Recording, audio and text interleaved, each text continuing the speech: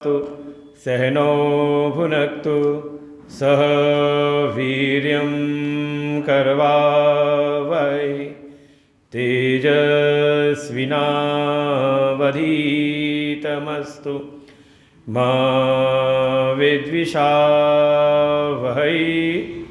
ॐ शान्तिः शान्तिः शान्तिः।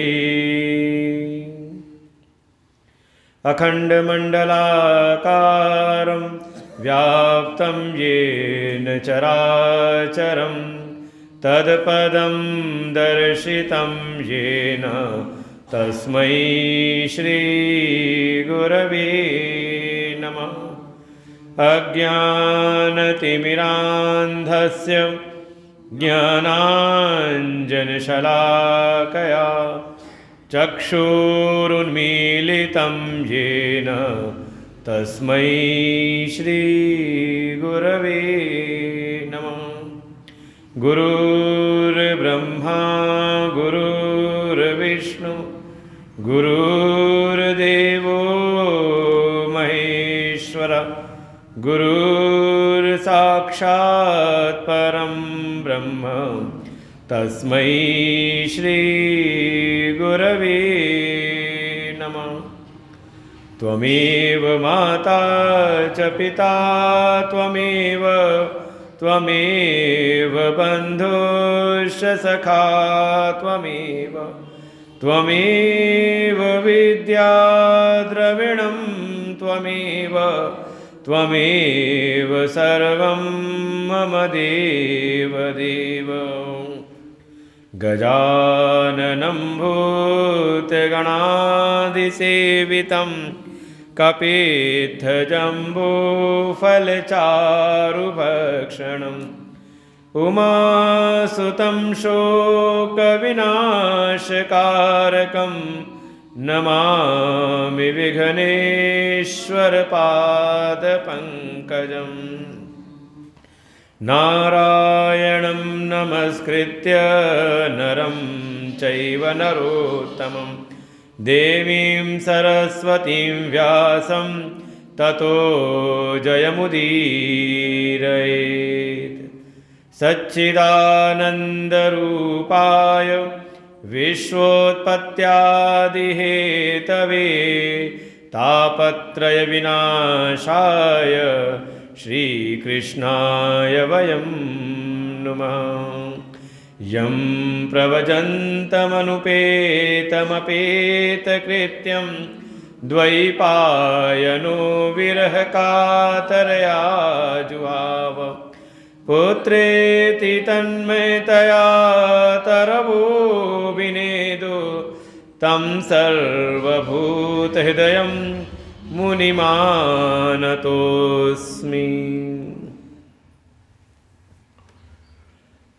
राजोवाच कथितो वंशविस्तारो भवता सोमसूरयोः राज्ञां चोभयवंश्यानां चरितं परमाद्भुतम्।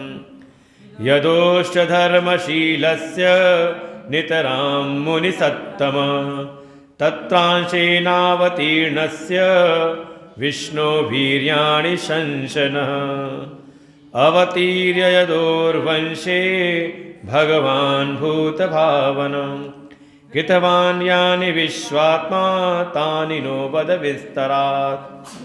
रोहिण्यास्तनय प्रोक्तो राम संकर्षणस्त्वया देवक्या कर्मसम्बन्ध कुतो देहान्तरं विना।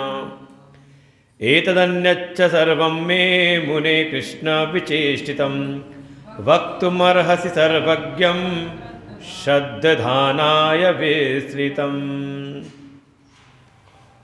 श्रीशुकुवाच सम्यग् व्यवसिता बुद्धि तव राजर्षि सत्तम वासुदेव कथायां ते जज्जाता नैष्ठिकीरति। वासुदेव कथा प्रश्न पुष्पुरुषान् स्त्रीन् पुनातिः वक्तारं पृच्छकं श्रोत्रिं तत्पादसलिलं यथा। भागवत भगवान को प्रणाम करते हुए उपस्थित समस्त भगवत भक्त मंदिर के आचार्य जी। श्रीमद् भागवत महापुराण हमारे सनातन धर्म का एक मूल ग्रंथ, जिसमें सनातन धर्म के समस्त पहलुओं को, धर्म, अर्थ, काम, मोक्ष, सभी के विषय में प्रतिपादन किया है। कुछ मूल सिद्धांत जो सनातन धर्म के हैं उन पर तो बहुत ही स्पष्ट रूप से प्रकाश डाला है श्रीमद् भागवत पुराण ने। जैसे दो सिद्धांत हैं सनातन धर्म के, एक तो जीव का पुनर्जन्म और भगवान के अवतार। देखो बहुत सारे ऐसे हैं जो हैं तो वैदिक सनातन धर्म के अंतर्गत हैं, लेकिन अवतार को नहीं मानते। तो लगता है कि हाँ कुछ अधूरापन सा है वहाँ पर। ये दो मूल सिद्धांत हैं, भगवान गीता जी में भी इस पर प्रकाश डालते हैं और भागवत जी में भी है, कि अपने कर्मों के परिणाम स्वरूप अपनी जैसी वासनाएं हैं, जीव को वासनाओं के अनुरूप ही उसको जन्म लेना पड़ता है।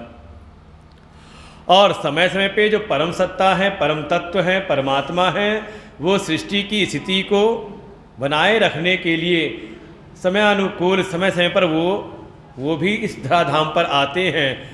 बस ये है कि जब जीव आता है तो कहते हैं उसका जन्म हुआ है, और जब भगवान आते हैं तो कहेंगे भगवान का अवतार हुआ है। थोड़ा समझना पड़ेगा अंतर दोनों चीज़ों में। संतों ने दृष्टांत दिया अवतार को समझने के लिए, कि जब कोई किसी गांव में कोई बाहर का कोई राहगीर टहलते घूमते हुए जा रहा था, ध्यान था नहीं उसको, कुछ अंधेरा भी हुआ और मार्ग में कोई अंधा कुआं था, ध्यान उसने दिया नहीं और पैर उसका उस पर पड़ा, उसकी झाड़ियों पर, और फिसल के नीचे गिर पड़ा। समझो कुआं सूखा था, जल था नहीं, लेकिन जब नीचे गिरा तो चोट तो लगी अंदर। अपने प्राणों की रक्षा के लिए आवाज़ भी लगाई, कोई आसपास हो तो मुझको बचा ले। पास ही कोई गांव का कोई ग्रामीण कोई व्यक्ति था, उसने आवाज़ सुनी, उसको लगता है कुएं में कोई गिर गया है। आकर के झांका तो देखा हाँ कोई राहगीर है, कोई बाहर गांव का है, आया हुआ था, ध्यान नहीं पड़ा इसका, तो कुएं में गिर गया। क्या करें, कैसे इसको निकालें? तो भाग करके गया, एक रस्सी लाया और रस्सी को कुएं में लटका दिया। आवाज़ भी लगाई कि भैया जो भी हो इस रस्सी को पकड़ के ऊपर आ जाओ। लेकिन जो राहगीर था, जो नीचे गिरा हुआ था, उसमें इतनी भी सामर्थ्य नहीं कि रस्सी को पकड़ के स्वयं ऊपर आ जाए। तब ऊपर वाले व्यक्ति के मन में दया आई कि लगता है ये खुद तो नहीं आ सकता, मुझको ही प्रयास करना पड़ेगा, और रस्सी को ऊपर बांध करके वो नीचे उतर गया।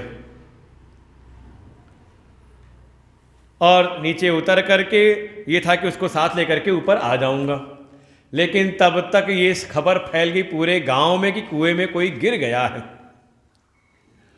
और गांव के 10-12 लोग आकर के कुएं के पास इकट्ठे हो गए। और जब अंदर सबने झांक करके देखा तो सबने कहा अरे इसमें एक नहीं, इसमें 2 लोग गिरे हुए हैं। कितने गिरे हुए हैं? बस वो यही स्थिति है। एक गिरा है, एक अपनी इच्छा से दया के कारण करुणा के वश होकर के एक उसमें उतरा है। गिरा एक है और एक अपनी मर्जी से अपनी इच्छा से नीचे उतरा है। तो बस यही अंतर है। जो जीव का जन्म होता है तो अपने अज्ञान के परवश होकर के, माया के परवश होकर के, अपने कर फलों के परवश होकर के का उसका पतन होता है, उसको आना ही पड़ता है। उसकी अपनी इच्छा नहीं होती कि कहाँ उसको जन्म लेना है, किस योनि में आना है, कि मनुष्य बनना है, कि पुरुष बनना है, कि स्त्री बनना है, कि पशु बनना है। उसकी अपनी इच्छा नहीं है। उसको तो अपने कर्म फलों के परवश हो करके, माया के परवश हो करके उसको तो आना पड़ता है, उसका तो पतन होता है। लेकिन जब भगवान आते हैं तो तो माया के परवश हो करके नहीं, किसी कर्मफल का भोग के लिए नहीं, बल्कि निज इच्छा निर्मित तनु, माया गुण गोपार का माया के स्वामी बन करके, माया से परे हो करके अपनी इच्छा से जैसा प्रयोजन है, जैसा कार्य है, भगवान वैसा शरीर लेकर के नीचे उतरते हैं।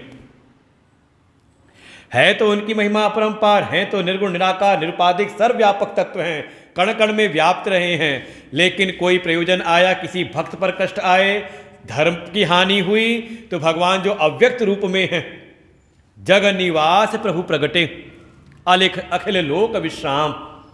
देखें, जिनका जगत के कण कण में जिनका वास है, ईशावास्यमिदं सर्वम, जो सर्वव्याप्त हैं, वही फिर अपनी माया शक्ति को अपने अधीन करके अपनी इच्छा से कोई ना कोई शरीर धारण करते हैं।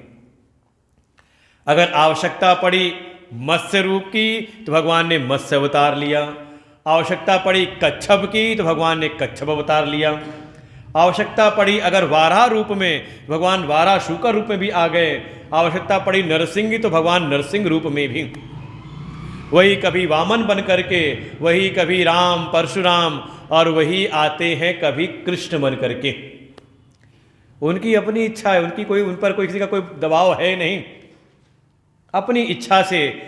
लेकिन जब जीव आता है तो उसकी अपनी इच्छा नहीं चलती, उसके जैसे कर्म हैं, जैसे उसके कर्मफल हैं, भोग हैं, जैसे उसकी वासनाएं हैं, उसको उसके अनुरूप ही आना पड़ता है। इसीलिए कहा ना अवतार, अव माने नीचे, तार माने उतर आना। जिनकी महिमा तो अपरंपार है, सर्वसमर्थ हैं, लेकिन वो अपनी उस अपार महिमा से थोड़ा नीचे उतर आते हैं। जो है निर्गुण निराकार निरुपाधिक, सारे कण कण में जो जिनका वास है, वो एक सीमित शरीर लेकर के प्रकट हो जाते हैं। इसलिए नाम दिया अवतार, अपनी महिमा से थोड़ा नीचे उतर आना।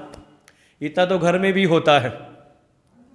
कोई दादाजी हैं, बड़ी उनकी तूती बोलती पूरे शहर में, बड़ा उनका प्रभाव है, दबदबा है, सब उनसे डरते कांपते हैं। लेकिन वही दादाजी घर आ जाएं और सामने 4 साल का पोता आके खड़ा हो जाए, दादा घोड़ा बनो, घोड़े घुड़सवारी करनी है, तो क्या करेंगे?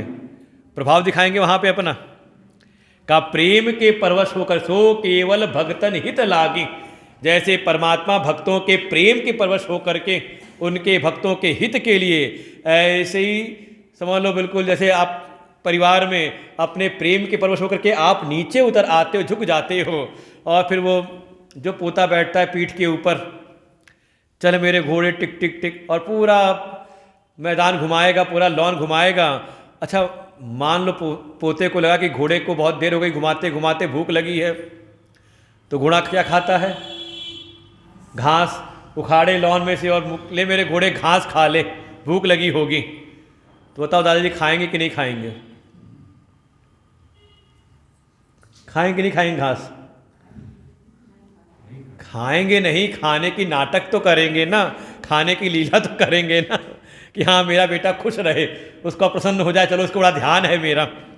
प्रेम से जो होता है सब कुछ करने को तैयार हो जाते हैं। ऐसे ही परमात्मा का भी स्वभाव है, वो भी अपनी महिमा से उतर करके जैसा भक्त चाहता है वैसी लीलाएं करते हैं। कौशल्या माँ ने कहा, कैसे बालक बने हो, रो तो सुनि बचन सुजाना रोदन ठाना। भगवान तो हर एक कार्य करने को तैयार है, बिल्कुल। भाई राजा बलि ने अपना द्वारपाल नहीं बना लिया, भीष्म पितामह ने अपने चरणों के पास ही खड़ा करा लिया। ये तो भक्ति की सामर्थ्य है, जो भगवान को भी अपने परवश कर लेता है। नहीं तो भगवान किसी माया न माया की छाया किसी के वशीभूत नहीं होते। सो केवल भक्तन, केवल भक्त की भक्ति, भक्त के प्रेम के परवश भगवान जो नहीं भी करना चाहिए वो भी कर डालते हैं। अरे कितनी बार तो अपनी ली हुई प्रतिज्ञा खुद तोड़ देते हैं। ये है भगवान का स्वभाव। लेकिन ये जीव कहा, ये है परम स्वार्थी, अपने स्वार्थ में पड़ा रहता है और दोष उसमें भी डालता है भगवान के ऊपर। भगवान तो इतने हैं कि भगवान ने तो अर्जुन से कहा, हे अर्जुन तू प्रतिज्ञा कर ले, कौन्तेय प्रतिजानीहि न मे भक्त प्रणश्यति। हे अर्जुन, तू प्रतिज्ञा कर ले कि मेरे भक्त का कभी भी नाश ना हो। अर्जुन चौंक गए, प्रभु मैं क्यों करूं प्रतिज्ञा? भाई आपके भक्त हैं तो आप अपनी प्रतिज्ञा क्यों नहीं कर लेते? भगवान कहते, हे अर्जुन, तू मेरा भक्त है, अगर तू प्रतिज्ञा कर लेगा तो चाहे कुछ भी हो जाए मैं तेरी प्रतिज्ञा का निर्वहन करूंगा। अपनी प्रतिज्ञा तो मैं अपने भक्त के सामने छोड़ देता हूं। खुद प्रतिज्ञा की थी कि युद्ध में शस्त्र नहीं उठाऊंगा, और जो ललकारा भीष्म पितामह ने कि आज जो इनसे शस्त्र न उठाऊं, तो भगवान अपने भक्त की प्रतिज्ञा को रखने के लिए अपनी प्रतिज्ञा तोड़ करके रथ का पहिया ही लेके दौड़ पड़ते हैं। ये है भगवान का स्वभाव। वो तो तैयार हैं भक्त के आगे झुकने को, लेकिन भक्त भी तो अपनी भक्ति को बढ़ाए, अपनी भक्ति निष्ठा अपने स्वभाव को थोड़ा परिवर्तित तो करे। तो ये दोनों हैं, जीव का होता है जन्म और भगवान का होता है अवतार। भगवान गीता जी के 4 अध्याय में कह देते हैं, अर्जुन ने जब शंका जाहिर की तो खुद ही कहते हैं, बहूनि में व्यतीतानि जन्मानि तव चार्जुन। हे अर्जुन, मेरे भी बहुत सारे जन्म हुए हैं और तेरे भी। दोनों ही आते हैं, जीव भी और ईश्वर भी। बस अंतर ये है, जीव आता है तो अपने अज्ञान के कारण माया के वशीभूत होकर के अपने कर्म फलों को भोगने के लिए, और भगवान जब आते हैं तो किसी के परवश होकर के नहीं, बल्कि अपनी इच्छा से।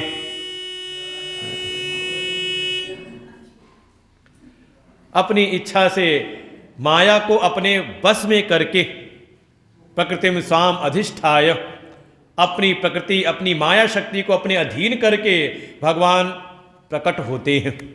इसलिए दोनों ही सिद्धांत, पुनर्जन्म भी और साथ ही भगवान का अवतार, ये मूल सिद्धांत हमारे सनातन धर्म के हैं। बैठ जाओ वहीं पे जहाँ हो, बाद में रहना।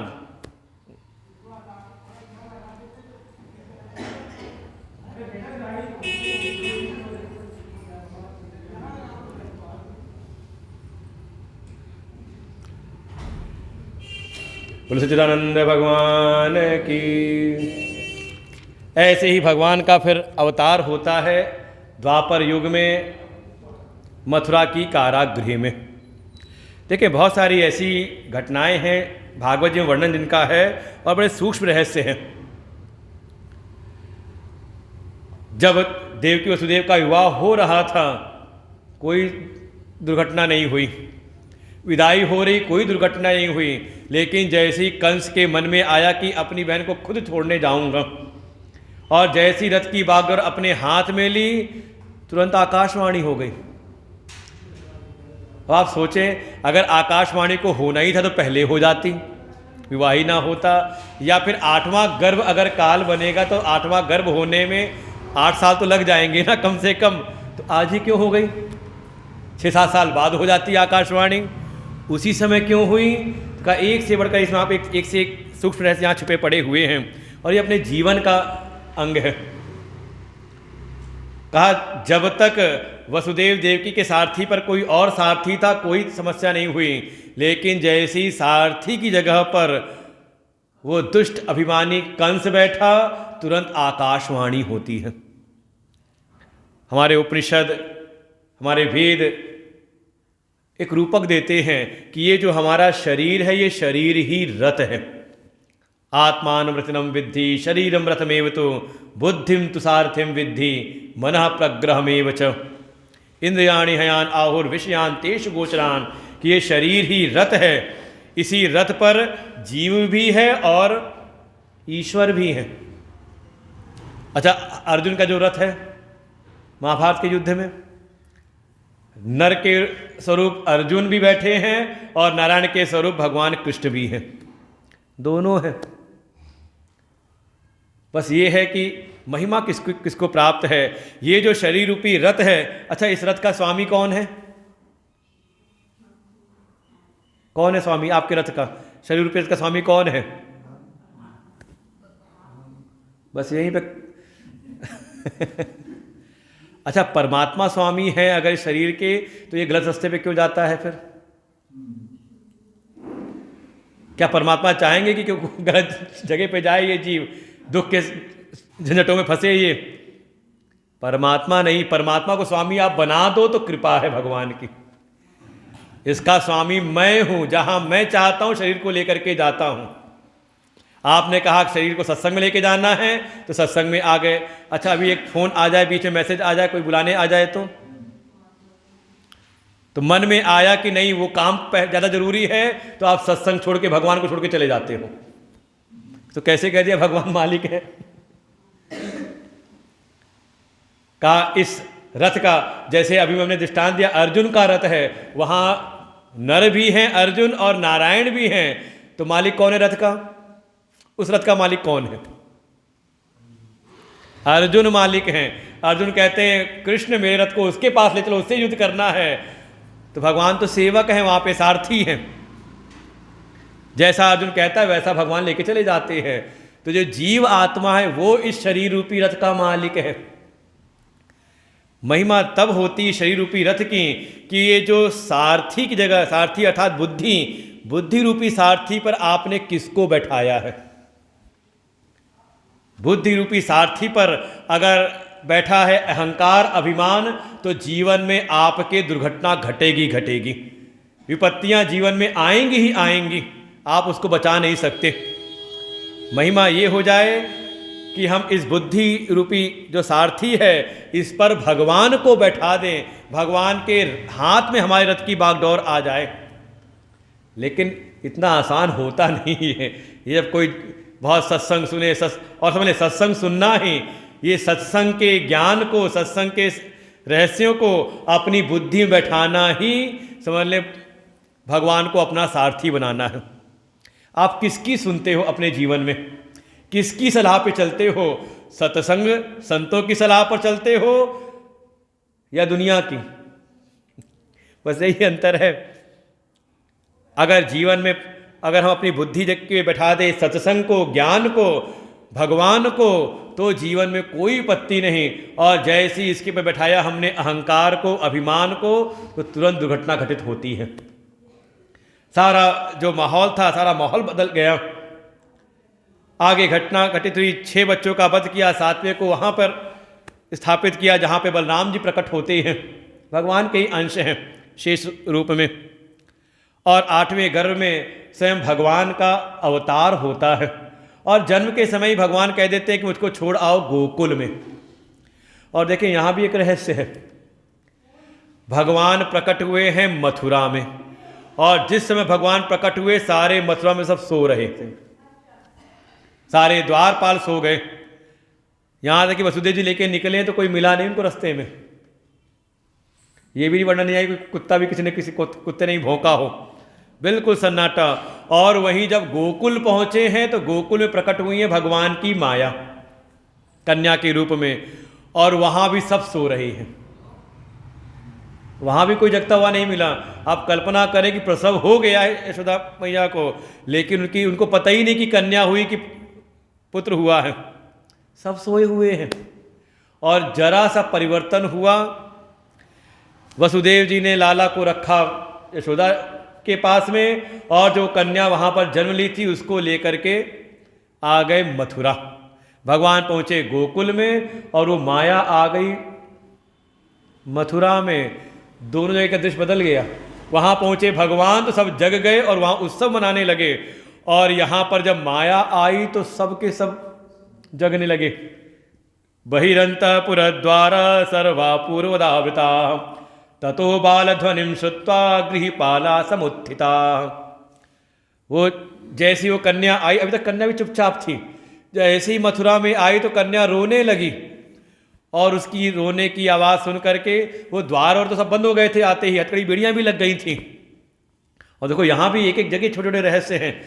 जब भगवान को अपने मस्तक पर रखा था तो सारी हथकड़ी बेड़ियाँ खुल गईं, सारे द्वार खुल गए, और जब माया को लेकर के आए तो हथकड़ी बेड़ियाँ भी लग गईं और द्वार भी बंद हो गए। रहस्य यही है कि जब हम अपने मस्तक पर भगवान को बैठाते, अपनी बुद्धि में भगवान को बैठाते हैं, तो सारे भवबंधन कटते हैं। और ले आए माया को बैठा दें, संसार की माया को, बैठ जाया करो, बीच में मत आया करो इस काम के लिए, बिल्कुल नहीं, कोई बात नहीं, बिल्कुल। हाँ,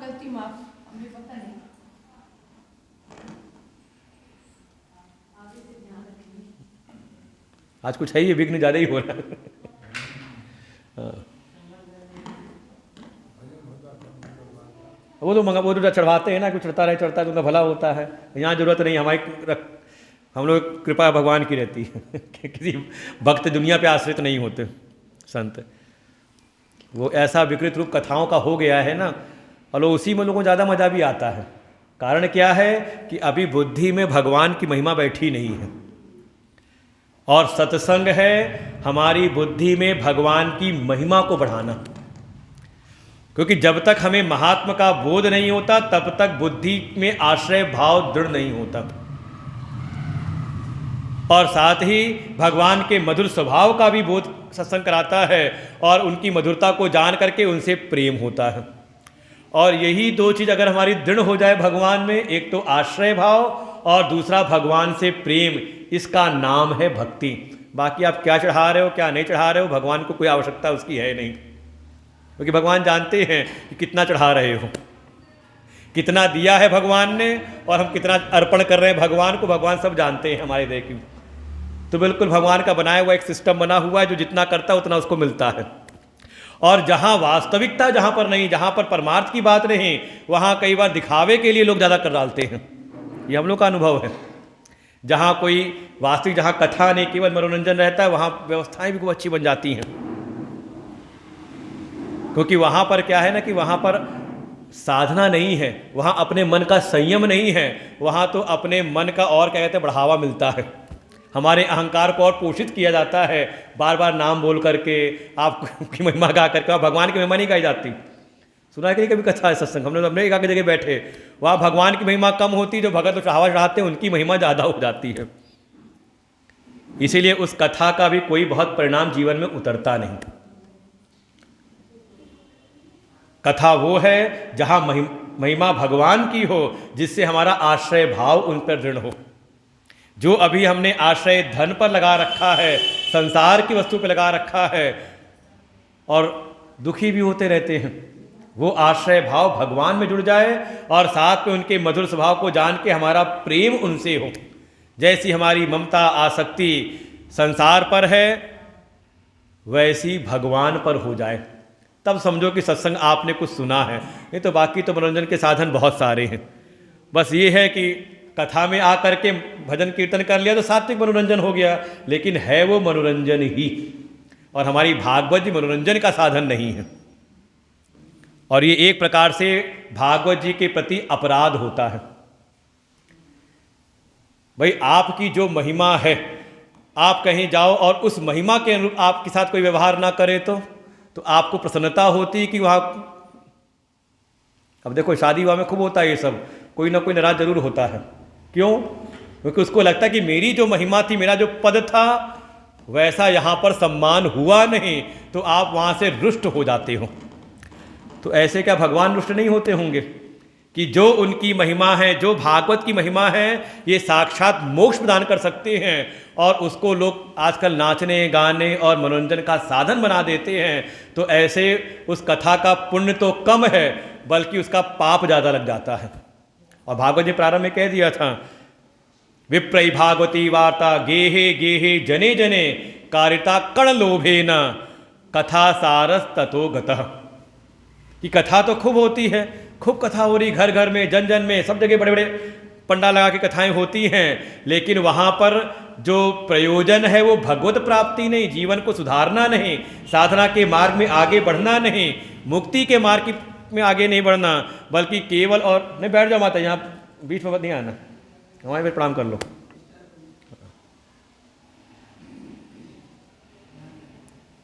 बल्कि होता है वहाँ सब उल्टा ही पुल्टा है। और भक्ति का मार्ग भी, भक्ति यही, भागवत केवल कथा नहीं, एक एक कथा में छुपे हुए रहस्य हैं। अगर आप मंदिर में आए, आपने भगवान से ज़्यादा महिमा किसी और को दे दी तो समझ ले हो गया अपराध। और भागवत जी में ही 10वें स्कंद में 64 प्रकार के अपराध गिनाए हैं वैष्णव संप्रदाय के। आप ये ना सोचो कि भाव से भज रहे हो तो सब चल रहा है, सब हो रहा है, बिल्कुल नहीं। विवेक की प्रधानता होनी चाहिए। जैसे आपका अपना लौकिक व्यवहार, हमने कहा आपकी जो महिमा है, अगर उसके अनुरूप आपका सम्मान ना हो तो आप कई बार संबंध तोड़ देते हो। तो ऐसे ही अगर भगवान की भक्ति, ये जो समाज में दिखाया गया, समाज में पिक्चरों में चलता है और टीवी पे दिखाया जाता है, उसका नाम भक्ति नहीं। ये तो परमात्मा की प्राप्ति की बात है। आप एक से बढ़कर एक देखें भक्तों के जीवन को, अगर भक्त को चरित्र देखें तो किसके जीवन में बड़ा आराम से भगवान की प्राप्ति हुई हो, सोते सोते फूलों की सेज पर। कोई एक भक्त का नाम बताओ। देखें, संघर्ष रहा है, और उस संघर्ष की स्थिति में भी उन्होंने कभी भगवान के आश्रय को नहीं छोड़ा, साथ ही जीवन में मर्यादा का पालन भी किया है। अपनी मर्जी नहीं, बल्कि प्रेम का तो बिल्कुल एक निश्चित स्वभाव है। आप अपने मन को देखो, जिससे आपका प्रेम है, आप उसके सुख से सुखी होते हो या वहां पे अपने सुख से? किसका सुख प्रधान होता है? जैसे माँ का प्रेम है बच्चे से, तो माँ स्वयं कष्ट लेकर के बच्चे को सुखी करना चाहती है। पिता का प्रेम है बच्चे से, तो स्वयं दिन भर मेहनत करके, मजदूरी करके अपने बच्चे को खुश रखना चाहता है।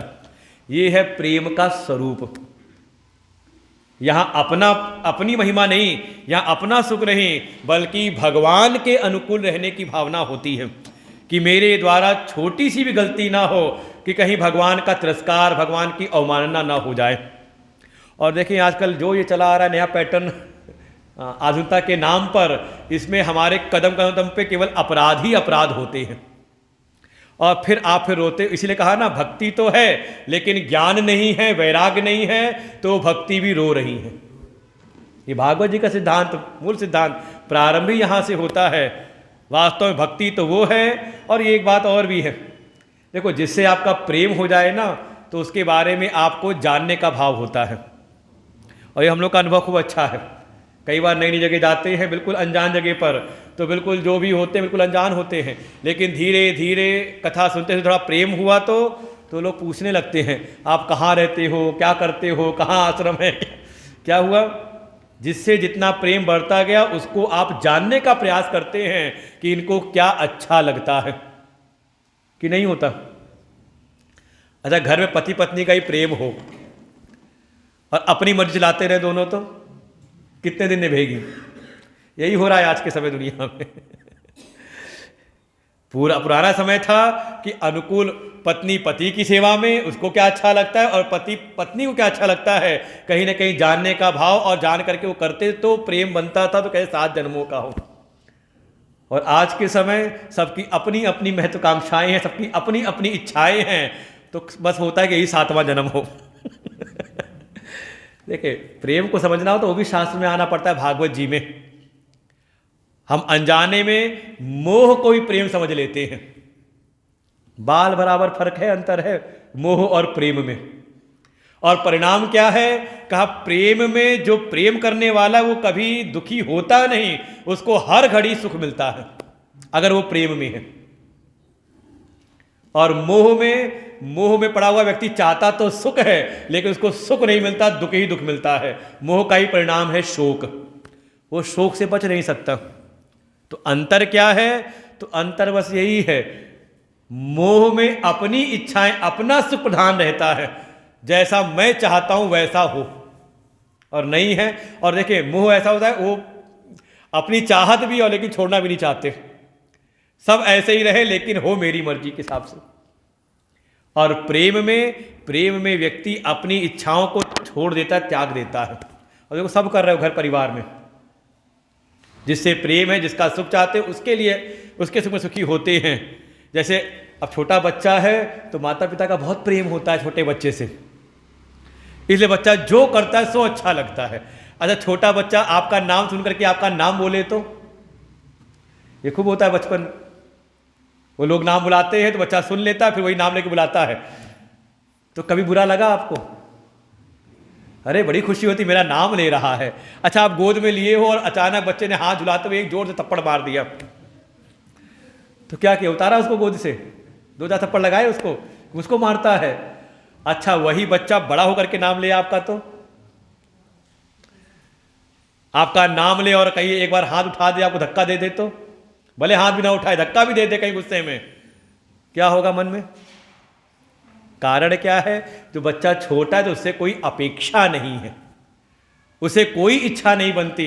और जैसे जैसे बच्चा बड़ा हुआ तो वो बढ़ते, जब बच्चा भी बढ़ रहा, साथ में हमारी इच्छाएं भी बढ़ रही हैं, उससे महत्वाकांक्षाएं बढ़ रही हैं, और यही धीरे धीरे प्रेम बदल जाता है मोह में। तो जो दुख दे रहा है वो बच्चा नहीं दे रहा, हमारा मोह दुख दे रहा है। समझे, ये शास्त्रों के रहस्य है। प्रेम की जैसी जैसी महिमा प्रेम की, जैसा प्रेम का रहस्य भागवत में समझाया गया है, आपको अन्यत्र मिलेगा ही नहीं। इसीलिए प्रारंभ में कहा था इसका विषय क्या है, कहा परम भक्ति, पराभक्ति का यहाँ पर वर्णन है। और भक्ति कुछ और नहीं, परम प्रेम ही भक्ति है। सातु अस्मिन परम प्रेम रूपा अमृत स्वरूपा च। भक्ति कुछ और नहीं, कहा भगवान से परम प्रेम हो जाए, रति तृप्ति संतुष्टि का एकमात्र आश्रय भगवान बन जाए, इसी का नाम है भक्ति। बाकी आप जो करते हो खेल खिलौना चलता रहता है, पूजा पाठ जप तप, ये सब साधन बनते हैं। देखो, जिससे भी आप सेवा करो, कुछ करो जिसके लिए, तो करते करते अपनापन होता है। और सेवा ना करें तो, अच्छा शादी हो जाए और लड़के लड़की को मिलने ना दे, सेवा ना करें एक दूसरे की, ध्यान ना रखें एक दूसरे का, कितना प्रेम बढ़ेगा? यही कारण हो रहा है, शादी होते ही सब दोनों नौकरी करते हैं, सब अपने अपने काम पे लगे हुए हैं, ध्यान ही नहीं एक दूसरे पर, तो बहुत अपनापन भी नहीं होता। लेकिन साथ रहते रहते एक दूसरे का ध्यान रखते रखते, सेवा करते करते क्या हुआ, वो अपनापन प्रगाढ़ होता है। बिल्कुल हर एक जगह पर देखें यही है। जो हमारी जितनी भी बाह्य जगत की जो सेवा है, चाहे वो जप हो, चाहे पूजन हो, चाहे भगवान को कुछ अर्पण करना है, ये सब क्या है कि इस सेवा के द्वारा हमारे भीतर भगवान का प्रेम बढ़े, थोड़ा भगवान से अपनापन हो, भगवान से एक संबंध की अनुभूति हो कि भगवान मेरे हैं और मैं भगवान का हूं, तो समझो कि आपकी सारी सेवा साधना सफल हुई है। और केवल देखा देखी दुनिया के अनुसार हम अपना कोरम पूरा कर रहे हैं, तो केवल मजदूरी है और कुछ नहीं है। श्रम एव ही केवलम। और उसमें भी समझे, भक्ति है तो भक्ति के दो पुत्र हैं, ज्ञान और वैराग्य। अगर भगवान से प्रेम है और भक्ति है भगवान की, और उनके दो पुत्र ना हो, तो समझो फिर आपकी भक्ति बांझ है। ये भागवत के सिद्धांत है सब, ये समझ में आ जाए तो समझो कि आपने भागवत कुछ कथा सुनी है।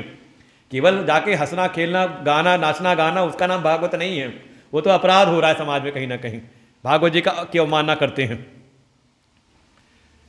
और जहाँ है प्रेम में होता है तो आदमी नाचता गाता भी है, लेकिन वो कैमरा देख करके नहीं नाचता गाता है फिर उसको होश भी नहीं रहता। चैतन्य महाप्रभु जब अपने भाव में आके नाचते थे, उनको ये भी ध्यान नहीं रहता था कि नाव पे बैठे हुए हैं, जल में कूद जाते थे नाचते नाचते।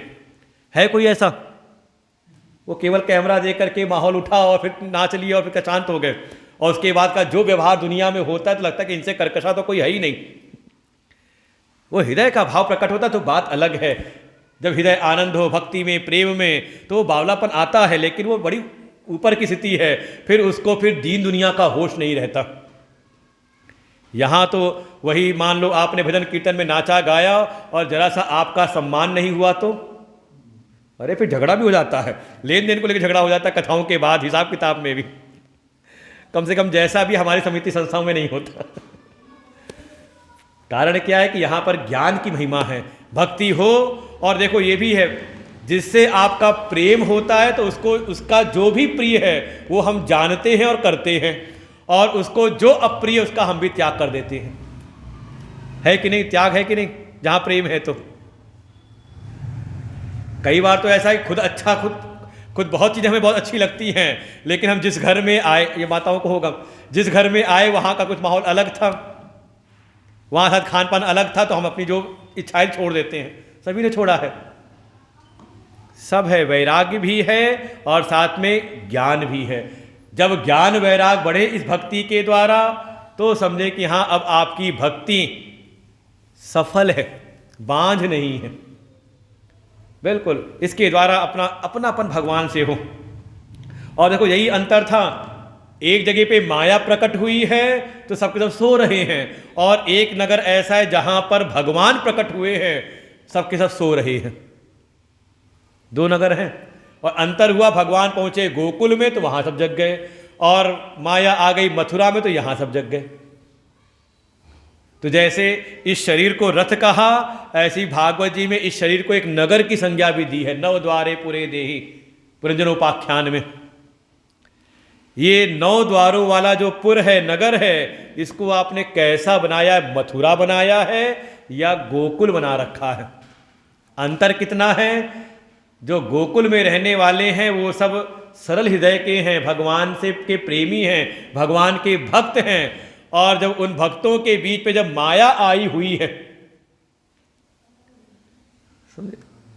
जो भक्तों के सामने अगर बहुत बड़े दुनिया के ऐश्वर्य की चर्चा की जाए तो उनका बड़ा आकर्षण नहीं होता। और कई बार तो ऐसा होता है कि ऐसी सभा में बैठ के मन लगता है कि कहाँ के फंस गए।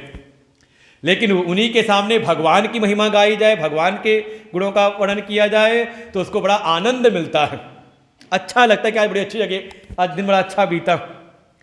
और वहीं अगर नगर बना रखा है मथुरा, मथुरा में दुष्ट का साम्राज्य है, अहंकारी कंस का साम्राज्य है, उसके सारे दुष्ट संगी साथी साथ रहते हैं।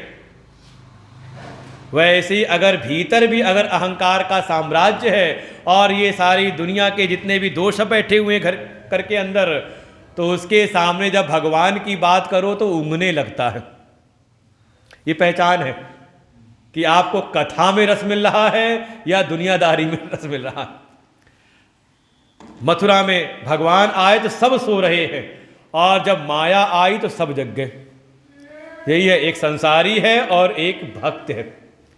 भक्त को आनंद, उसको चैतन्यता प्राप्त होती जहाँ भगवान की चर्चा हो, जहाँ कथा हो। और वहीं कोई संसारी है तो उसको फिर उमंग मिल आती है, उत्साह आता है कहाँ पर? जहाँ दुनिया की चर्चा हो।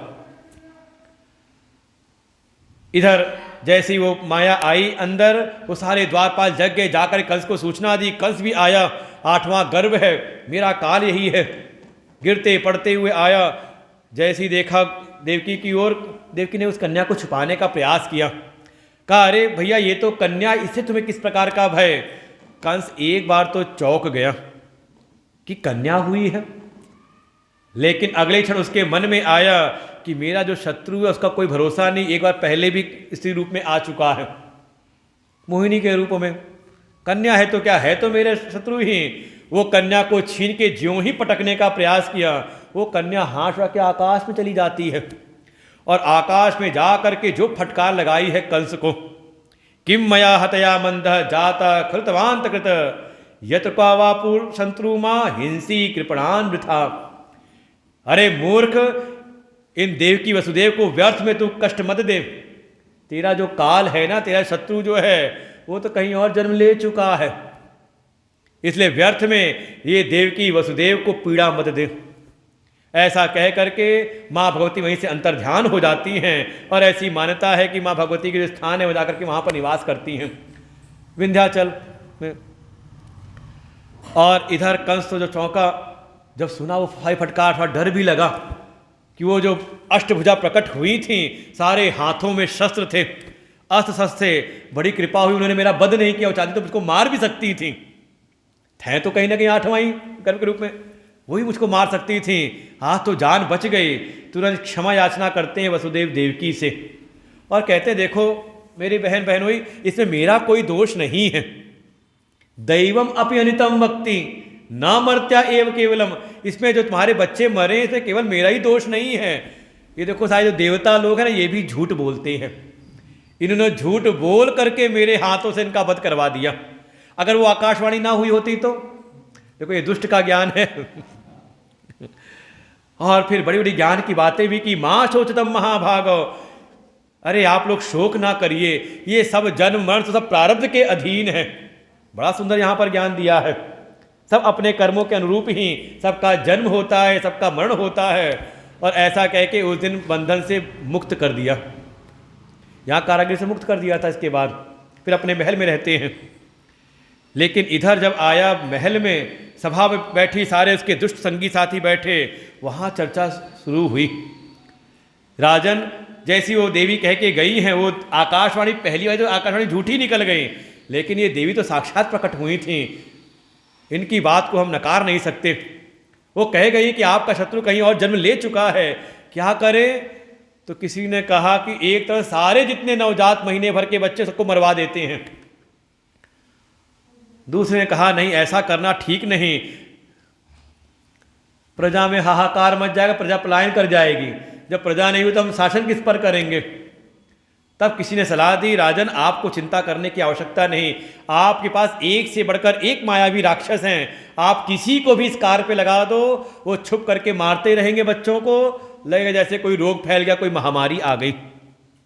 और फिर यहाँ तैयारी, और कहाँ भेजना है, देखो आपका शत्रु है विष्णु, और वो विष्णु का निवास होता है जहाँ पर सनातन धर्म हो।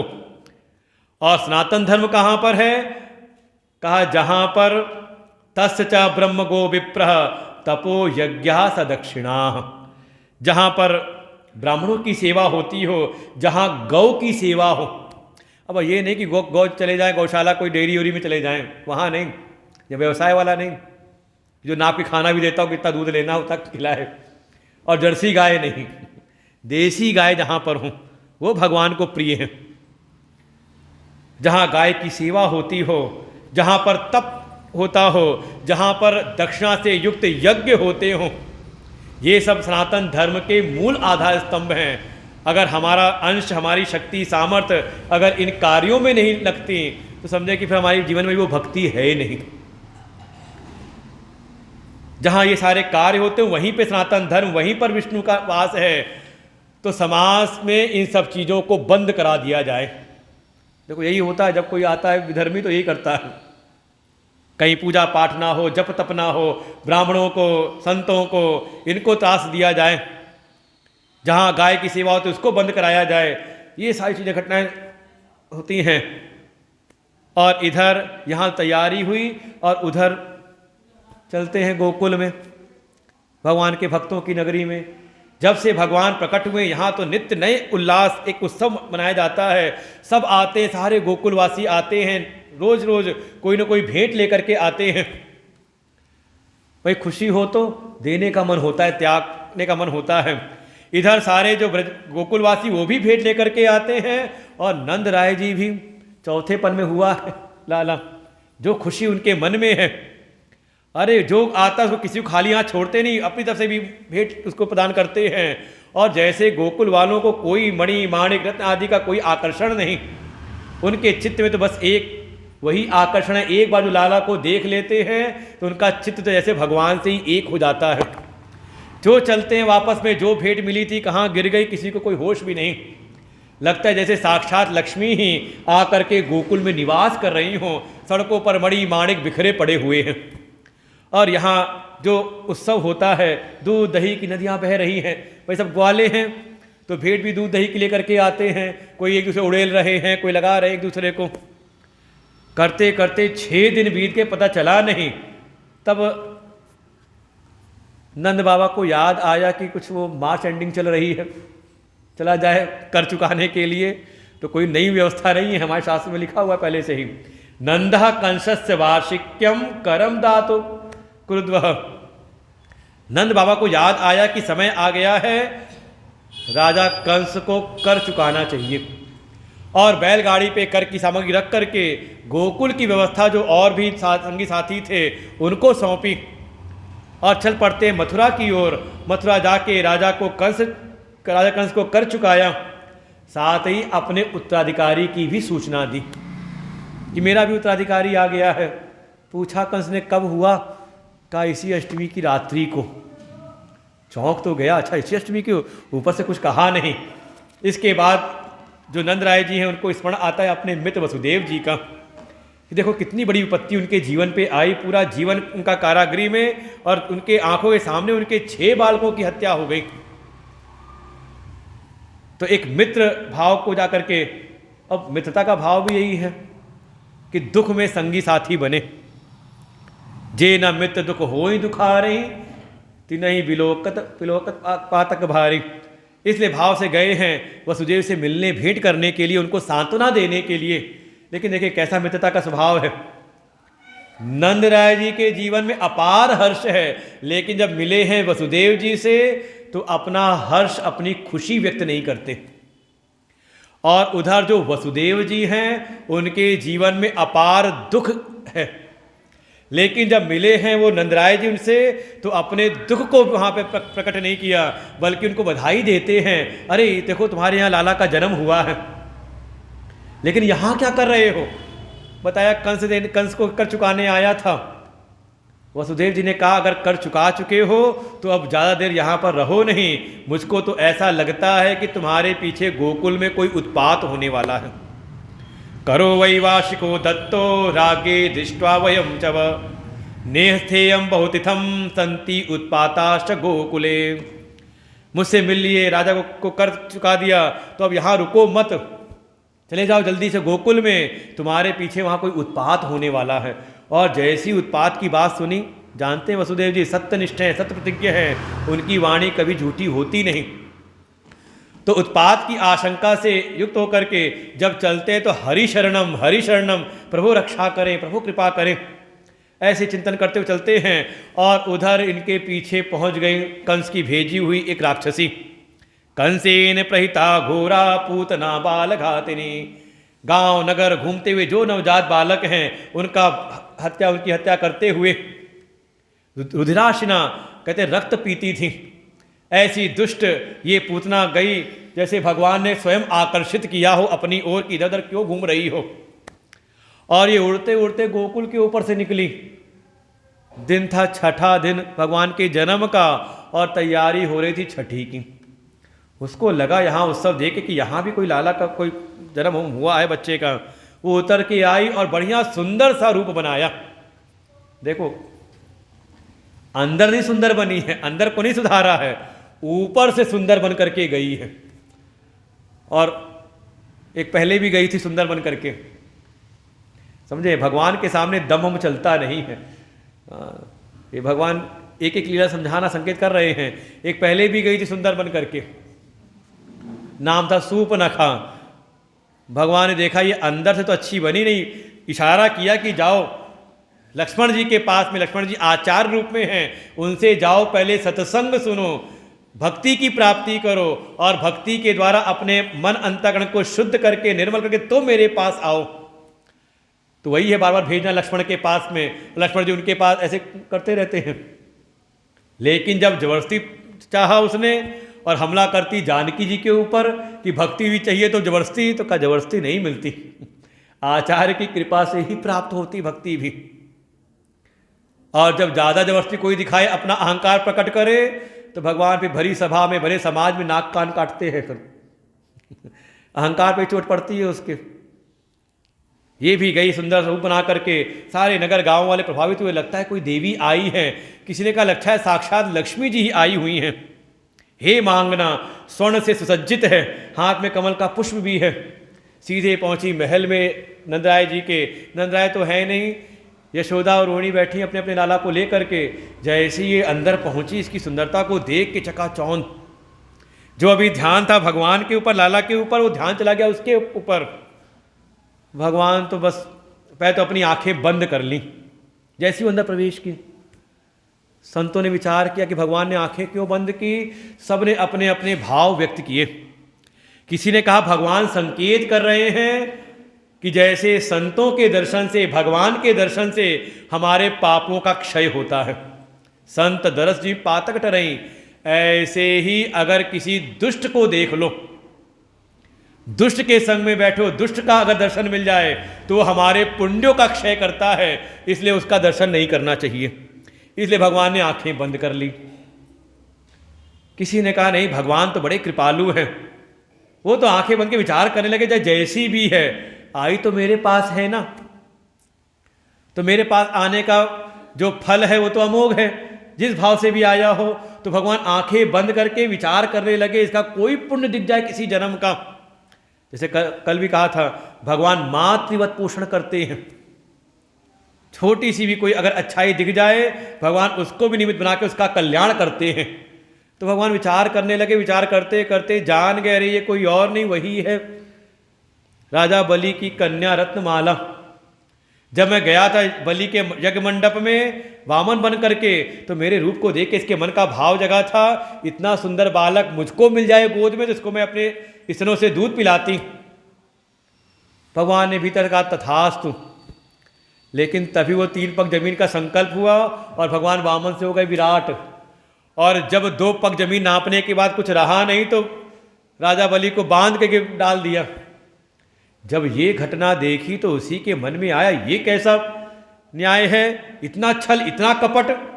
आया था छोटा बन करके मांगने और जब लेना हो तो इतना बड़ा बन गया। ऐसा छल करने वाला, ऐसे कपटी अगर मुझको मिल जाए, मेरी गोद में आ जाए, इसको स्तनों में से दूध क्या जहर लगा के इसको पिला दूं। भगवान ने कहा तथास्तु। भगवान ने कहा वही है, इसी निमित्त इसका कल्याण किया जाए। संतों ने कहा कि भगवान ने आंखें बंद की इसलिए कि ये है अविद्या स्वरूप, माया की स्वरूपी है, माया भी है और भगवान साक्षात परब्रह्म है। और ब्रह्म के सामने कभी माया टिकती नहीं। अगर भगवान की दृष्टि भी पड़ जाती इस पर तो ये अपने असली रूप में आ जाती, तो लीला कैसे होती। इसलिए भगवान ने अपनी आंखें बंद कर ली। और इसके बाद तो बातचीत हुई, भगवान को रोने भी लगे, मैया चुप कराते चुप नहीं होते। तब उसने कहा लाओ मुझको दे दो, मैं चुप करा दूं। मैया ने सोचा कि कोई देवी है, इनका आशीर्वाद मिलेगा, गोद में दे दिया और झट गोद में जाते ही भगवान झट चुप हो गए। अब तो और भीतर श्रद्धा बढ़ गई, देखो लाला इतना रो रहा था, चुप नहीं हो रहा था, गोद में जाते ही चुप हो गया, जरूर इनकी कृपा, इनका आशीर्वाद मिलेगा।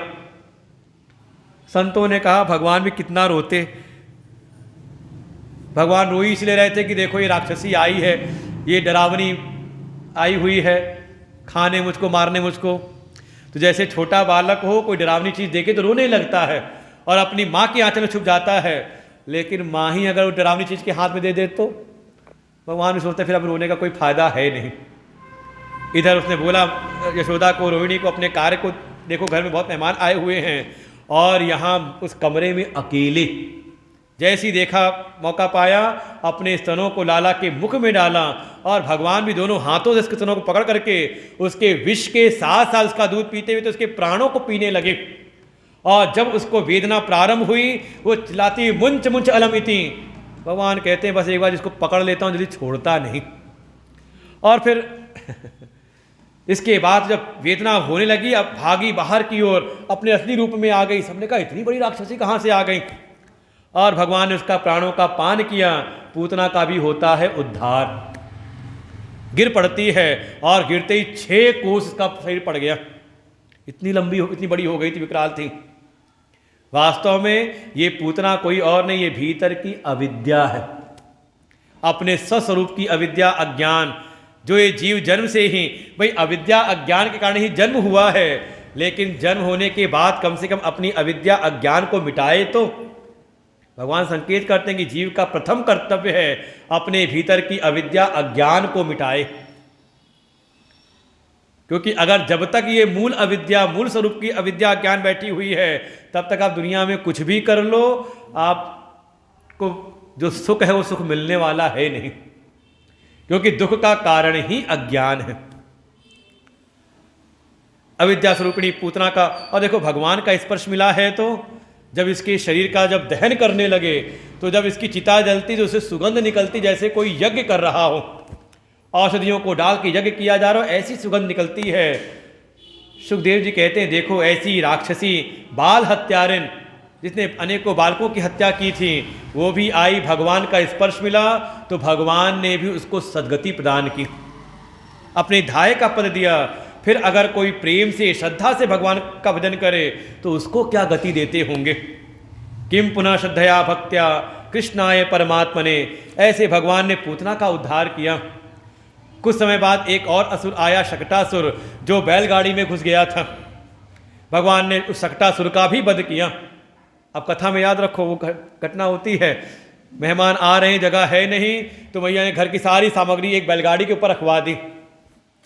फिर भीड़ बढ़ती जा रही तो भगवान का जो पालना है लाला का, वो भी रख दिया बैलगाड़ी के नीचे ही। तो बैलगाड़ी के ऊपर घर गृहस्थी की सामग्री और नीचे है चेतन प्रभु।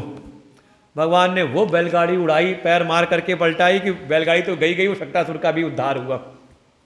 ये शकटासुर माने का शकटासुर है जड़त्व बुद्धि। ये हमारी बुद्धि चेतन को महत्व नहीं देती, बल्कि जड़ संसार को महत्व ज़्यादा देती। अच्छा आप ही बताओ, आत्मा का ज़्यादा ध्यान करते हो या अपने शरीर का? और शरीर कैसा है? जड़ की चेतन कैसा है? अब तो नहीं कहोगे ना जड़, जड़ तो है जड़ ही है ये तो चेतन आत्मा है, उसके कारण ये चेतन लगता है। तो ज़्यादातर जीवन हमारा जो जाता है वो अज्ञान में पड़ करके इस जड़ शरीर को ही बनाने में लगा हुआ है, इसी को सजाने संवारने में लगा हुआ है, और उस चेतन से हमारी दृष्टि ओझल रहती है। और ज़्यादातर जीवन हमारा इस शरीर को महत्व दे करके संसार के जड़ पदार्थों को सजाने संवारने में हम लगे हुए हैं। परमात्मा का चेतन पर ध्यान नहीं जाता। और ये भी है, कथा में भी जहाँ पर चेतन की ज्ञान कराया जाएगा वहाँ भीड़ कम हो जाती है, और जहाँ दुनियादारी की बात चले तो वहाँ उसमें भीड़, अर्थात संसार का जो मन है, संसारियों का मन, वो जड़ पदार्थ में ज़्यादा आकर्षित रहता है, चेतन प्रभु की ओर आकर्षित होता नहीं। इसी का नाम है जड़त्व बुद्धि। हमारी बुद्धि जड़ पदार्थों में लगी रहती है, चेतन को पाने का, चेतन को जानने का हमें होश नहीं रहता। कुछ दिन बीता, एक समय एक दैत्य आया, अरे मैया ने दूध पिला के गोद में खिला रही थी, लगा से कन्हाई बहुत भारी हो गए लाला, वो भूमि पर रख दिया। और तभी कंस का भेजा एक दैत्य तृणावर्त आया, बवंडर आंधी चलने लगी और वो लाला को उठा ले गया। लेकिन भगवान ने इतना भार बढ़ाया अपना कि वो तृणावर्त को लगा कि मैं उठाया तो लाला को था, ये कोई पहाड़ उठा लिया क्या मैंने। वो सहन हुआ नहीं, छोड़ने का प्रयास करता है, लेकिन तब तक भगवान के हाथ पहुंच गया उसकी गर्दन पर। उस तृणावर्त का भी किया उद्धार। ये तृणावर्त ये हमारे जीवन में रोज आता है। कैसा तृणावर्त? और बिल्कुल हमें बहा के उड़ा के ले जाता है। बस ये कि उसी समय भारी होना है। कब? कहा जब कामनाओं का आवेग आए। बैठ जाओ वहीं जहाँ जगह मिल जाए। और दूसरा आवेग आता है क्रोध का, आता है कि नहीं? और जब कामनाओं का, क्रोध का आवेग आता है तो आपको उस समय सही गलत का होश नहीं रहता, वो उड़ा के ले जाता है। वो बाद में आपको अनुभव होता है कि आज हमसे गलती हो गई, बाद में पछतावा करते हैं। और ये जो काम क्रोध का आवेग जब तक शरीर है तब तक ये आता रहता है। काम क्रोधोद्भवम वेगम प्राक शरीर मोक्षणात्। जब तक ये देह है, शरीर है, तब तक काम क्रोध का आवेग आता ही रहेगा। उपाय क्या है? जब भी कामनाओं का और देखिए ये आवेगात्मा की आवेग रूप में आएगा। आप किसी भी कामना में हमेशा नहीं रह सकते। एक कामना का आवेग आता, कुछ देखा आपने मन में, बस ये चाहिए चाहिए, मिल जाए मिल जाए। अच्छा थोड़ा समय बीत जाए तो, किसी और काम में आपका मन लग जाए तो आप भूल भी जाते हो। अच्छा क्रोध का आवेग, कोई ऐसा 24 घंटे क्रोध में रहता हो, कोई कमरा बनाया हो घर में, कोप भवन देखो एक वही है, समय के अनुसार एक समय बिल्कुल ऐसा आवेग आता है और उसमें अगर आपने कोई प्रतिक्रिया कर दी गुस्से में, वो बाद में पछतावा ही होता है। भगवान संकेत कर रहे हैं, इस लीला में भगवान हो गए भारी पाषाणवत। भगवान संकेत कर रहे हैं जब भी काम क्रोध का आवेग आए थोड़ा गंभीर हो जाएं, तुरंत प्रतिक्रिया ना करें, कहा ठीक है थोड़ी देर बाद देखेंगे। बस होता क्या है कि क्रोध आ जाए तो बस सारी दुनिया एक तरफ और अपना ध्यान रहता नहीं। अरे आप देखो छोटा बच्चा हो, लेके जाते कहीं मेले में, मॉल में लेके जाओ तो बड़ों को तो पता है कि क्या लेना है क्या नहीं लेना है, क्या काम का है बिना, क्या बिना काम का है। लेकिन छोटे बच्चे को पता सब ये भी ले लो ये भी ले लो, तो आप बहलाते हो उसको, कहते बेटा यहाँ ठीक है नहीं, वो घर के पास अच्छा वाला मिलता है। क्या कर रहे हो? घर के पास दिलाओगे उसको? वो समय बीता, ना तो बच्चे को याद है ना उसकी माँ को याद है। क्या था? वो समझ रही कि इसके मन में अनावश्यक कामनाएं आ रही हैं, इसके काम की है नहीं, ये जानता नहीं, अज्ञान के कारण है। थोड़ा समय बिता दिया, समय पास हुआ तो का ये कामना अपने आप शिथिल हो जाती है। और यही कारण है, इसी बात को लेकर जितने प्रचार कंपनियां हैं ना यही सब करती हैं, कैसे हमारा मन आकर्षित हो, दिन भर आपको दिखाते रहते हैं एक ही चीज़ को 10-10 बार, और देखते देखते कहीं ना कहीं आप लगता है कि हाँ ये चाहिए चाहिए लगता, और ऐसा जताते हैं कि बस ये नहीं आपके पास में तो आपकी ज़िंदगी बेकार। बस उस समय थोड़ा गंभीर हो जाएं, भारी हो जाएं।